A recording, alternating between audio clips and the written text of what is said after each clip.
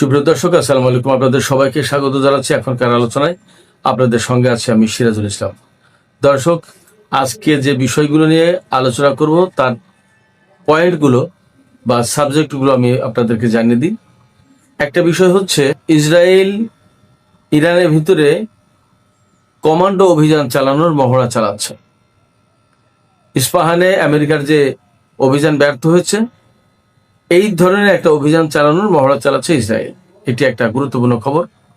আর একটা বিষয় হচ্ছে, হরমুজ প্রণালীর যেটা হচ্ছে, ডোনাল্ড ট্রাম্প বলছেন হরমুজ প্রণালী খোলা এবং সেখানে মার্কিন অবরোধ অর্থাৎ আমেরিকার যে ব্লকেট ছিল সেটা থাকবে। ইরান বলছে আমেরিকার ব্লকেট থাকলে হরমুজ প্রণালী তারাও খুলবে না। এটা আর একটা প্রশ্ন।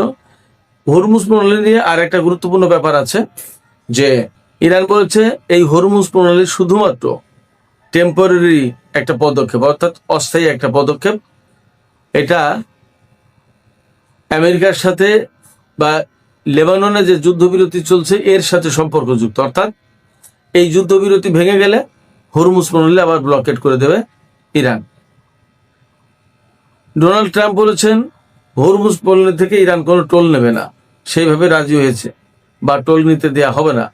আর ইরান বলছে যে আমরা এই মুহূর্তে টোল নিচ্ছি না, ছেড়ে দিয়েছি, খুলে দিয়েছি, কিন্তু টোল নেওয়ার ব্যাপারে সংসদের মাধ্যমে একটা আইন পাশ করে একটা কাঠামো তৈরি করে সেইভাবে টোল নেওয়া হবে। টোল ছাড়া হরমুজ প্রণালী থেকে কোনো জাহাজ পার হতে পারবে না। আর একটা গুরুত্বপূর্ণ ব্যাপারে যে এই হরমুজ প্রণালীকে কেন্দ্র করে ইরান পরিষ্কার করে বলেছে যে এই যে হরমুজ প্রণালী আমরা খুলে দিলাম এটা শর্ত সাপেক্ষ, এবং এই খুলে দেওয়া অবস্থায়ও আমেরিকা ইসরায়েলের কোনো যুদ্ধ জাহাজ এদিক দিয়ে যেতে পারবে না। এপাশে ডোনাল্ড ট্রাম্প গতকাল 1 ঘন্টার ভিতরে 7টা টুইট করেছে, সোশ্যাল ট্রুথে 7টা পোস্ট দিয়েছে। তাতে তিনি নানান কথা বলেছেন ইরান প্রসঙ্গে, যত দাবি দেওয়া করেছেন তার সমস্ত সবকিছু নাকচ করে দিয়েছেন ইরানের পার্লামেন্ট স্পিকার বাকের কলিবাফ।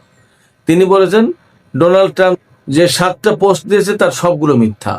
ডোনাল্ড ট্রাম্প তার একটা পোস্টে বলেছেন ইরান তার সমৃদ্ধ ইউরেনিয়াম 440 বা 450 কেজি যে ইউরেনিয়াম আছে এইটা আমেরিকার কাছে হস্তান্তর করতে রাজি হয়েছে। বাকের কলিবাফ থেকে শুরু করে ইরানের বহু পর্যায়ের কর্মকর্তা, এমনকি প্রতিরক্ষা মন্ত্রণালয়ের কর্মকর্তা, তারা বলেছেন যে এই রকম কোনো আলোচনা হয়নি, এরকম কোনো সিদ্ধান্ত হয়নি এবং এটার প্রশ্নই ওঠে না।